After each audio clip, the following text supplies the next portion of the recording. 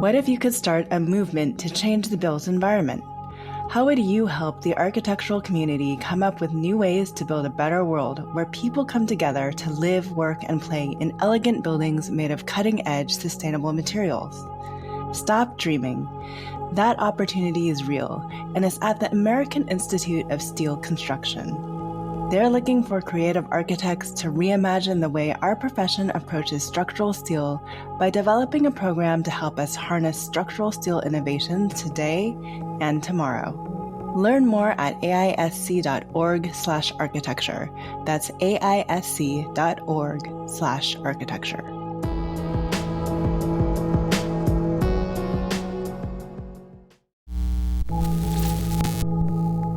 I'm Evelyn Lee. And I'm Je'Nen Chastain. We're collaborating on curated conversations to explore how the industry of architecture is changing. Together, we'll find ways to create new solutions to current challenges while elevating the value of architects. Welcome to Practice Disrupted.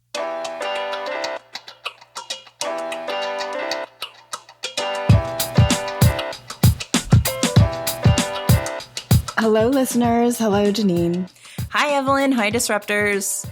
Today on Practice Disrupted, we are bringing back Joann Loy to talk about her career pathway from architecture into tech, why she continues to stay engaged within the profession through her Facebook group, the Women Architects Collective, and by helping architects build their personal brands, and her most recent endeavor, the Mental Health Summit. And I think there is a kind of an interesting thread that we're going to look at weaving throughout all of this. There's been a lot of conversations and talks about the need for greater mental health and well-being, especially with the pandemic, and a focus on individual health and well-being throughout, not just in architecture, but I would say even more broadly. This is something that is not particular to our industry, but given the culture that we have in architecture, I think we face maybe some unique challenges or a difference in how we apply those solutions. So I think this is something that we can talk about throughout.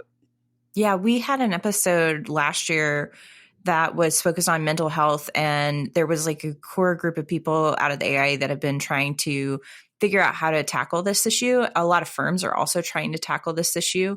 So I'm excited today. Joann has been an advocate for helping architects, especially women in the field, figure out their personal brand, their personal stories. She's very focused on the personal aspect of individual development, not just professional development, but, strengthening your self-identity, your confidence, your own narrative that you're telling yourself in your head about your career. And now she's interested in tackling and bringing together a group of people to talk about mental health and addressing it from a solution standpoint. So we'll be talking about her upcoming program, as well as some of the other pieces of her work that she's been collaborating on. So welcome back, Joann. Thank you. Thanks for having me. And I want to say thank you so much for doing our opening episode. We were so appreciative to have you help lead us through that conversation. So now we're excited to turn the table and come back to you and hear more about your story. So maybe we'll kick it off by asking you to just briefly introduce yourself. Sure. So I'm an architect. I still like to say that I'm an architect, even though I have made a career transition into doing marketing for tech startups. Right now, I'm at a tech startup called TestFit. Some of you might know it. And I'm their content marketing manager. As you have talked about, I also founded the Women Architects Collective, which is an online community. Right now, we have about 4,700 members, so it's very exciting to just see a group of women in architecture really supporting each other, asking questions, mentoring. It's a great group of people. And on top of that, I like to help as much as I can in the industry. So I do coaching and helping architects with their personal brand, because that's one thing that with my marketing skills and branding skills that I believe I could help them really make their voices heard, and like you said, building their confidence and self-identity in the industry. And I also do events for the community. So like you said, I'm doing the Mental Health in Architecture Summit. We have previously also had the Women Architects Festival last year, and really just finding ways to bring people together and uplifting architecture in general. Can I ask you, because you've mentioned that you're very interested in this personal piece, connecting with people on a personal level and helping them in that realm, what is it that makes you interested in doing that work? What gets you excited about it? I like to think that we all have the power to make an impact and change in any industry that we're in, not just in architecture. I believe that individuals can make a change, and I think we have to start with ourselves. I don't know if this is because of my culture or of my upbringing, but I believe that like people starting with yourself and building more confidence and really focusing on personal development before you can really like go and help other people. Kind of like that analogy, right? When you're on an airplane, they tell you to put a mask on yourself before you help other people. And I really believe that having your own personal development and self-identity more clarified before you like go and try to do bigger things gives you more confidence and a more solid foundation. I like the distinction that you made between being like jumping in and doing those things and actually having identified that as bringing like greater confidence to do those things. Because I think there's a lot of times personally when I have just jumped into things without necessarily having my point of view on it. And then it's harder to not only understand why I'm putting my passion behind it, but actually have a voice in it as well. It was interesting because in preparation for this conference, you're like, oh, everyone has heard my story. And I was like, well, but hopefully this podcast is reaching some new audience members. And, you know, you've been very open about your transition from architecture into tech and how you got there. Can you talk a little bit about that? And then, you know, maybe we can tie this back because we do have this focus on this mental health summit that's coming up at the end of September. So I don't know how personal you want to get, but I remember being on Slack with you as you were like kind of making that decision. And it was very much this internal struggle for you. So walk us through all of that if you're willing. Yeah, I think to make a drastic career change is always going to be a struggle for everyone. It was definitely a struggle for me. The opportunity kind of came really naturally for me. You know, I was an architect at Gensler and I was there for 6 years. And at the time, I just felt like I needed a change and I didn't really know what it was. And I've always talked about this. It's like, I always knew that I wasn't going to be an architect forever because while I love architecture, I do find myself have much more passion about branding and marketing. And the one day that I realized I probably should pursue this as a profession was when I walked into the office one day and I saw everyone have on their screen, like they're all reading about some buildings on Arc Daily, like every single one of them. And I was listening in my ear, I was listening to a podcast, like a podcast about marketing. And I just thought to myself, like, I never read about architecture. I never really look up anything design in architecture related. And I was constantly just listening to podcasts about marketing. I was reading books about marketing. I was learning about branding, graphic design, and all that stuff. And I was really passionate about it on the side. So I just thought maybe like I should see if I can do this, if this should be actually my career instead of architecture. So I kind of looked into it. I saw a group of people on Architecty about like architects are moving into tech. And I started joining the community, talking to people, and I met George, who is the head of marketing in that Monograph, which you all know. And I met him, I talked to him, and we started working together just on a part-time contract basis for Monograph on some content. And after about 6 months working with them part-time, they opened up a full-time opportunity for me. And at that time, it was definitely hard to make the decision because like, I have spent probably 15 years getting my foot in like architecture, really building a brand and my career, and I was on a good path, at Gensler.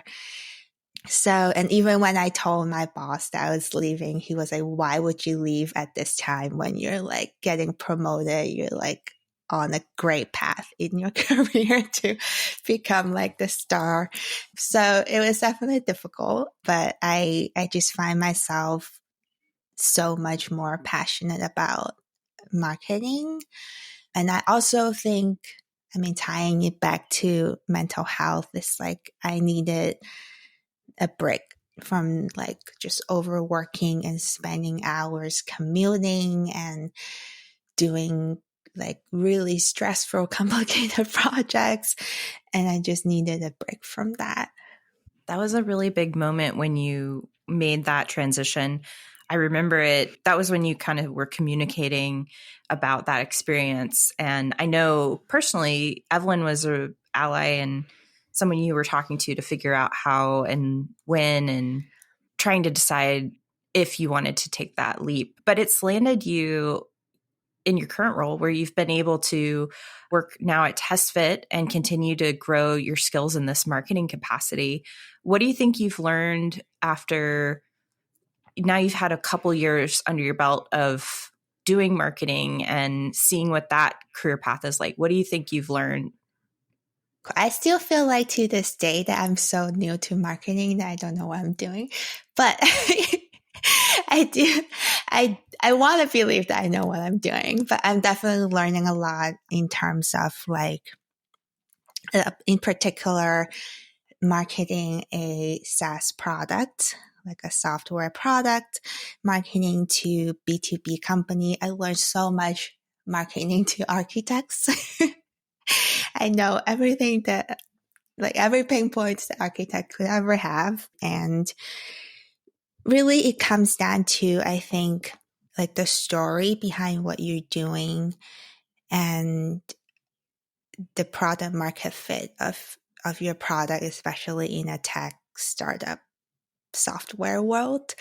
So those two things I think is really what the most important thing are in marketing for tech. And I'm still learning and hopefully I'll get better, but I think it's definitely a learning curve for me because while I did know marketing, but I was doing it more for myself, like I was just building personal brands. I was talking more to individual levels, to people in a career most of the time. So marketing to a different, like a B2B type of audience is similar, but it's still different. So it's definitely something that I'm learning, but it's been really fun. And to build on that question, do you still see yourself as part of the architecture community? I do. And I think that's why I still stick around in architecture. And part of the struggle when I was making the decision to make this career transition was because I had the Women Architects Collective. There was a part of me that felt like, am I like failing the community if I stop being an architect? Like, I feel like I've built a community of women in architecture. It was the entire brand, and it was about like the representation of like, empowering women in architecture. And part of me felt like I was letting that down. to, I guess, stop being a traditional practicing architect. But part of me also know that when I stop being a practicing architect, I have more time to do more things for them and to empower them even more. So once I have moved away from like architecture firms and I was working at Monograph at that time, I started doing conferences. For example, I started coaching more people because I started having more time on the side to do these things. So while I kind of still feel a little strange to the community that I'm serving, that I'm no longer like working as an architect, but I do appreciate that I have more time now and energy to serve them even better. I want to take the last little bit that you just said, energy, because I don't know if you even realize this. First of all, you have incredible imposter syndrome. I just want to point that out because I think you are doing such a wonderful job running the community, and all of your webinars on brand and the reason why everyone should develop their own brand, I think, have been so crucial. And a lot of people have taken a lot of things away from that. But when we talk about following our passion, and I know you were worried about, how long you've been in the industry before you left. I think what we don't actually realize so much when it comes to mental health is the extra capacity that it takes to do work that you aren't passionate about versus the ease that it comes with doing work that you are actually excited about. Can you talk about, so you're nodding, so I'm hoping that we're on the right path. Can you talk about maybe what it was like to finally realize that you made a good move for yourself and what that meant to you from an overall mental health perspective? Yeah, like you said, like the energy level I have to do what I'm doing now, not just at my full-time job, but at like for the Women Architects Collective, for all the extra things I'm doing on the side. I think I'm showing up much better and might have much more energy to serve and to help people. And like you said, it's like it's much more easier to lean into your passion because you want to learn about it. And as you want to learn about it, you naturally get better at it, if that makes sense. And I've always really loved the storytelling aspects of marketing and the writing side of it. So like at my current role at TestFit as a content marketing manager, I write a lot, and I've just find that in the act of writing, I not just learn so much about like the industry in general, because I'm writing about the industry all the time, but I learn so much more about how to tell better stories and how to express myself better. And by being able to express myself better, I think I'm able to serve other people, architects in the community, with just much better clarity. Yeah, I think that your investment in building this upcoming summit is an example of that. I mean, I know it's one element of all the different ways that you're showing up and helping architects, but even building the Women Architects Collaborative, like you've built a community that allows space and support in all of these different areas that you're super passionate about. And so you're filling a need in the industry where people can go and get that level of support that they're looking for, that they might be missing in their own firms. So why don't we talk about building the Women Architects Collaborative and, why you started it in the first place and how it's grown? I started the Women Architects Collective in, I believe, around 2018. And honestly, at that time, I just finished my ARE exams. I got my license. And as I would, I guess, call myself a workaholic, I had to find something to do. And I had like so much more time on my hand. And I just thought like, why don't I start something? And I was looking around and really finding a need for women in our industry to have a space, like you said, to like ask, at the very least, ask questions, because as we know, like most firms in our industry is small firms, and most small firms, probably a lot of, especially young women, feel like they don't have a mentor that can help them with their unique issues. And I just wanted, like, I see this in my coworkers or in my friends that don't know where to go or where to ask questions. So I just remember one day I was just like looking online and thought like, maybe I can start a group of people. It was small. And I started a Facebook group, invited a few of my friends, and it just slowly grew from there organically. People started inviting their friends and their colleagues, and it started becoming a space where they can ask questions and feedback where they normally wouldn't get in their firm or even locally in their area. So that started growing pretty much organically. And during the pandemic, I just saw a need for more support to the community because, you know, everyone was struggling, everyone was stressing out, and I wanted to help in whatever way I could. And the only way I know how was building personal brands. So I started helping architects build their personal brand, started coaching people in the community and helping them to like find a way to communicate their value, their worth, especially online, since we were in a pandemic at that time.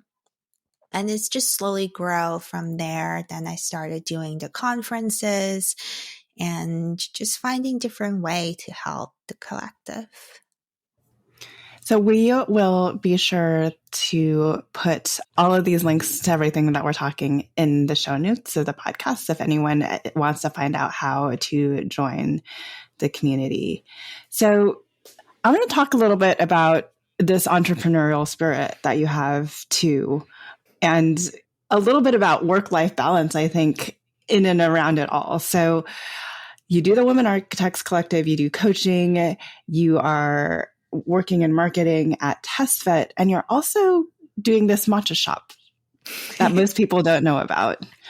Is this another passion for you? What does that look like? And where did this entrepreneurial kind of bug start for you? The matcha shop is interesting. It started also during the pandemic. I think the pandemic just started everything for me to like really push on many things that I wanted to do. My partner and I always had the dream of owning a tea shop one day when we were like 70 years old and retired and wrinkly and just doing that for when we're really old. But during the pandemic, we thought like, he usually does a lot of like traveling for video work, and because he couldn't travel, he started looking into like starting an online tea shop, and we got into this whole world of just learning how to build a business, especially a physical product business, which is much more difficult than what I've been doing with the Women Architects Collective as an online business. And we started looking into it and realized there's a need in the market for fresh matcha, which, talking about product market fit, is kind of the research that we have done to find a niche that would work in the United States. So we looked into it. I think it's probably been 2 years ago that we decided to import a stone mill from Japan. So it's a traditional stone mill that traditionally you would use to mill matcha fresh. So we imported it and we started milling matcha, started posting it online.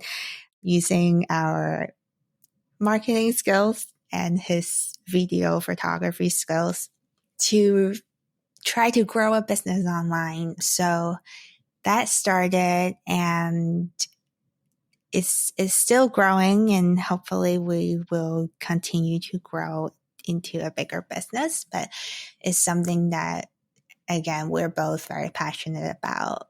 We just saw a need in the market, and matcha was getting more and more popular in America. And there's just, to me at least, no good matcha that you can get at a grocery store. So I was like, why don't we just make it ourselves?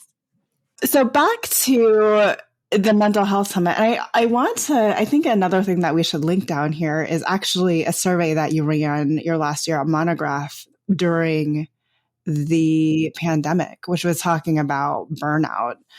And that was a couple of years ago now. So why the mental health summit now?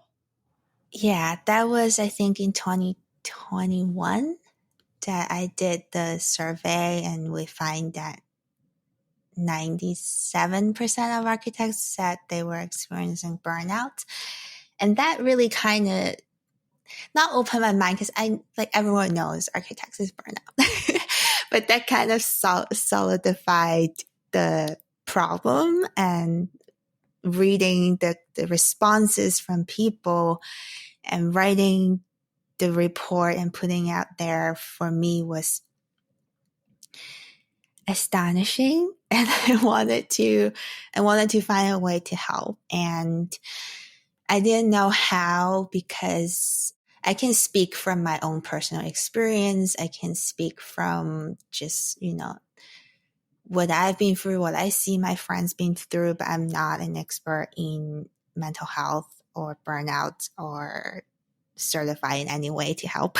But I just thought, I have the ability to bring communities together, like the Women Architects Collective, or like previous conferences that I've hosted. And from all the experiences, even doing the Women Architects Festival last year, or helping Monograph a session cut for the virtual conference, I knew I have the ability and skills to do that. So I just thought, why don't I just put together a virtual summit for this topic that I really want to help find a solution for, without trying to position myself as an expert in it, because I'm obviously not, and just use my skills in community building to give people a space and a platform to talk about this and to try to find solutions together. And not saying that you'll magically cure burnout in this 2 days of a conference, but just a space where you can see other people, what they're doing to help with mental health and burnouts in the industry, and learn from that and start this conversation.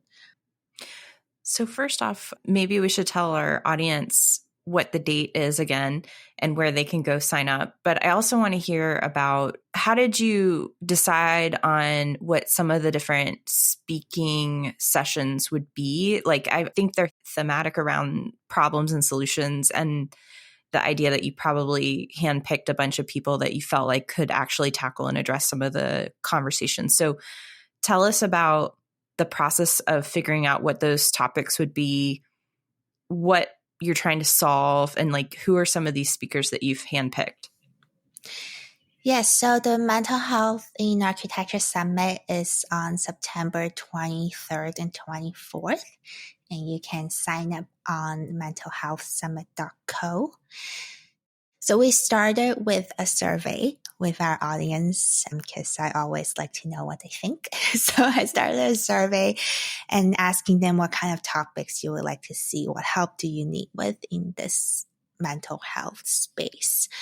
And I do believe that to tackle this problem, we have to, again, start with individual level, but also going all the way up to firm policy level, because everything is related. And I try to find different topics, not just from the survey that people said they want to see, but also on a bigger level, like different perspectives and as many variety of topics as possible to help more people in the industry. So like going from like individual level, we have topics around like how to overcome burnouts, and Mike LaValle is leading that, and he's been a huge advocate for burnouts and mental health in the industry for years now, and he's done a lot of research on it. So I think having him talk about that topic is great.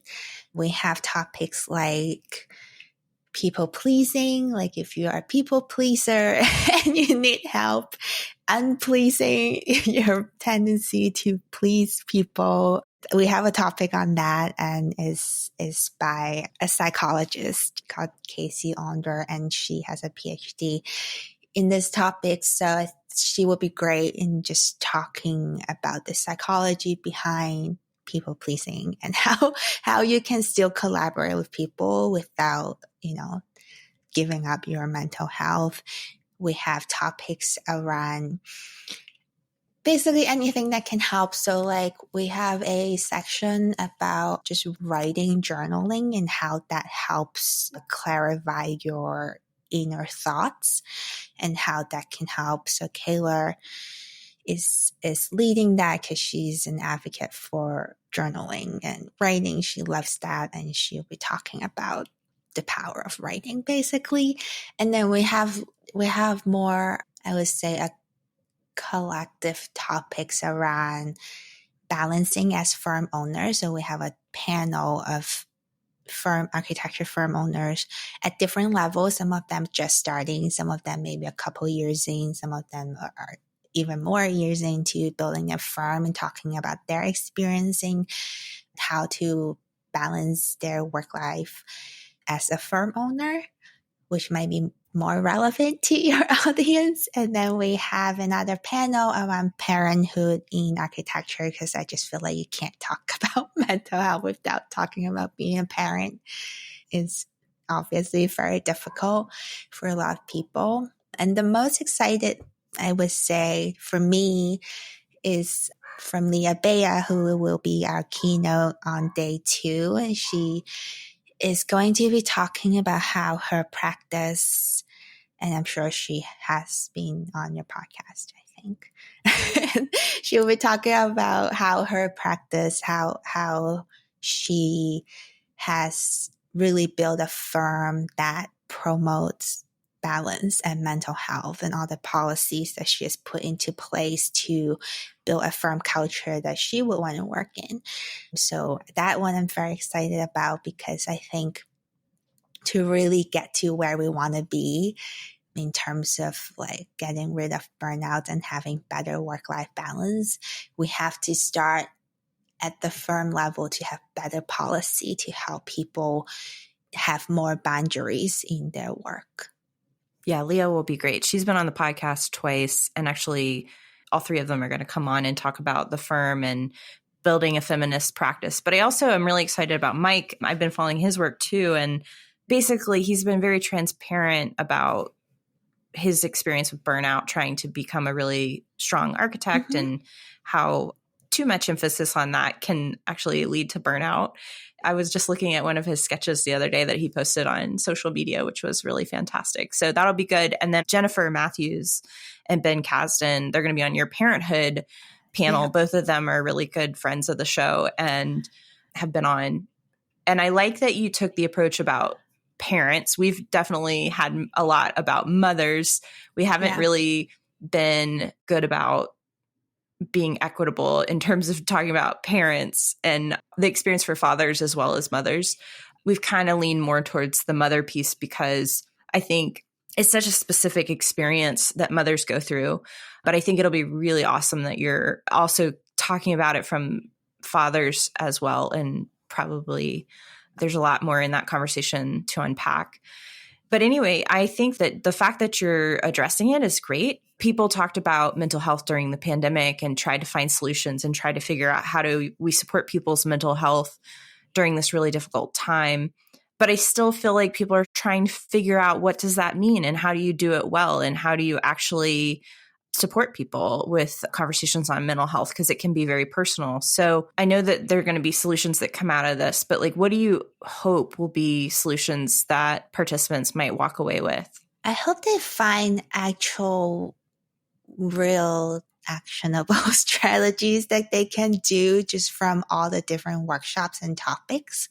So like if you're a firm owner, learning from Leah Bear about how her practice is putting in place these policies. Maybe you're not adopting every single policy, but like how a firm owner can make change in their practice to help with mental health. Seeing that, I think would be so helpful. Listening to the panel of firm owners talking about their own way of dealing with work-life balance, and just taking advice and strategies from different people and then choosing what might work for you. Because like you said, mental health is a very personal issue, and it might not, like what works for me might not work for you. So just having the opportunity to listen to many people and learn from their experiences, what they have done, what have worked for them, and then seeing what might work for you individually. I think that's great. And I think visibility is key in this conversation, just allowing people to have the space to see that other people struggle with these challenges. You know, Brene Brown always talks about how we armor up. We try to protect ourselves and put our armor on so that we aren't vulnerable.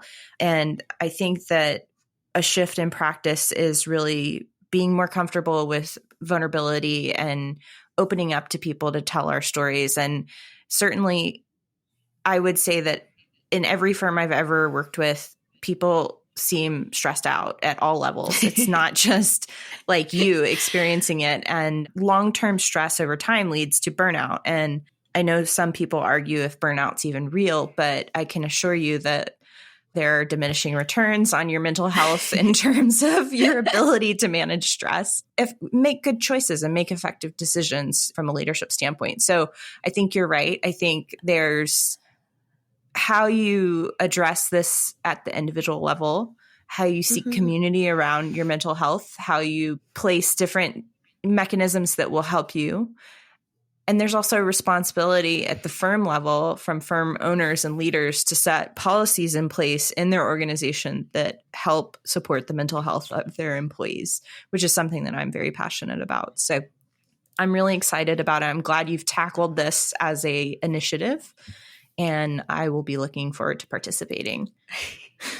Thank you. I'm excited for everyone to come together too. So I think mental health is a part of a broader solution, right, to all of the things that are going on within the profession and within practice that I think a lot of our audience members believe need to change. I realize that you're kind of an outsider now that you're in tech, but I would be interested in understanding, what are your hopes for the future of the profession? My hopes are generally just that we can have happier and healthier architects.